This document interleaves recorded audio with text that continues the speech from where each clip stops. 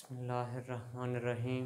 अस्सलामुअलैकुम अज़ीज़ तलबा, मैं शकील अहमद ऑनलाइन लेक्चर के साथ आपसे मुखातिब हूँ। उम्मीद करता हूँ आप सब खैरियत से होंगे, तालीमी सिलसिले से जुड़े होंगे। अज़ीज़ तलबा, आज हम साल दहम के सबक परिस्तान की शहज़ादी पढ़ने जा रहे हैं, जो कि अशरफ सुबूही का लिखा हुआ है। सबक क्योंकि तवील है, हम इसको 3 लेक्चर में तकसीम करेंगे। सबक का आगाज़ शुरू करते हैं मुसन्निफ़ के तारुफ़ से। 1905 में दिल्ली में पैदा हुए अशरफ सुबूही और 1990 में इनकी वफ़ात है। पाकिस्तान आ गए थे। असल नाम सैयद वली अशरफ था और अशरफ सुबूही इनका कलमी नाम।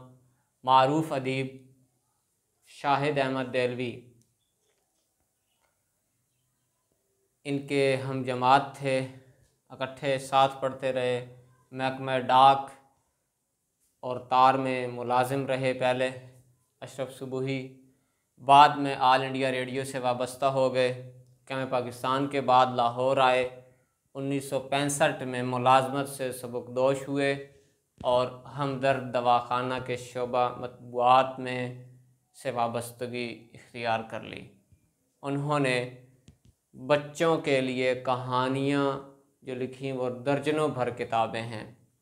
इनकी तसानीफ़ में दिल्ली की चंद अजीब हस्तियाँ, मुबारक कारवां, झरोके, सलमा और बिन बासी देवी ये अहम हैं।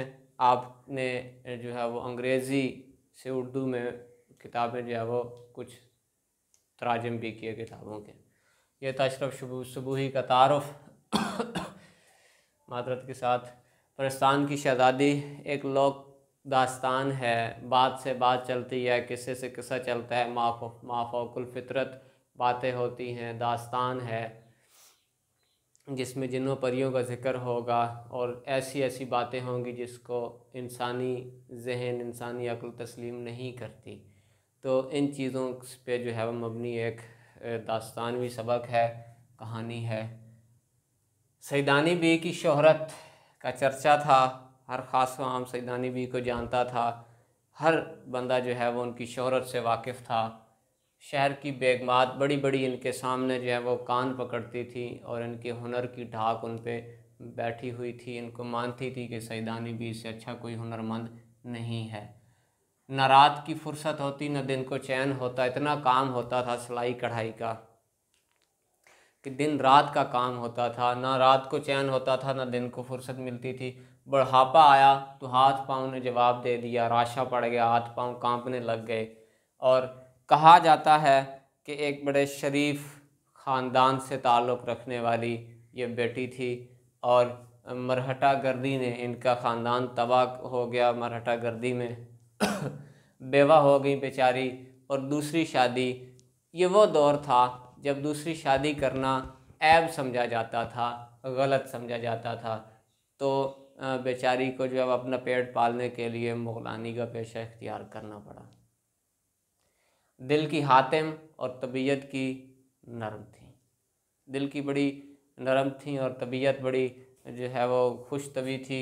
ये पहला सफ़ा, दूसरा, तीसरा, चौथा, पाँचवा, 5 सफ़ात मैंने लिखे हैं। इस पे अहम निकात 8 सफ़ात का सबक है। मज़ीद 3 सफ़े हम अगले लेक्चर में देखेंगे। दूसरे सफ़े पे मीर साहब के घर घर के सब जो है वो बड़े खुश थे। अब बेचारी सैदानी बी का कोई पुरसाने हाल न था, इसको कोई खाना खिलाने वाला न था।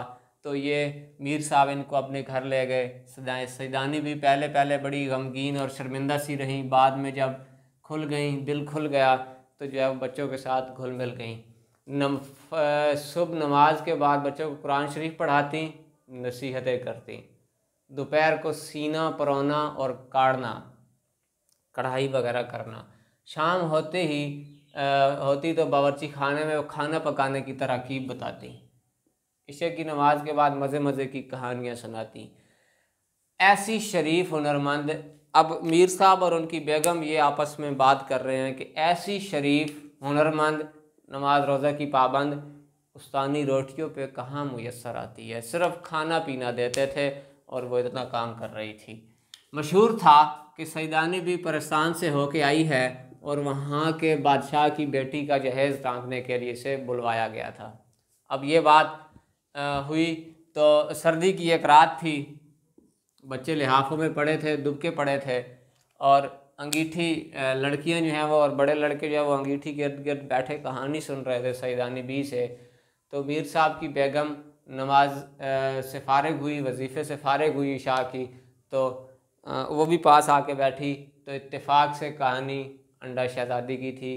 पूछा बेगम तुम सईदानी भी, बेगम साहब ने पूछा बेगम साहिबा ने कि सईदानी भी सुना है तुम परिस्तान भी गई थी और बड़ा उधर से इनाम इकराम लेके आई थी। अजीज़ तलबा, ये था पहले 2 सफ़ात का मुताला, मुसन्निफ़ का तारुफ़।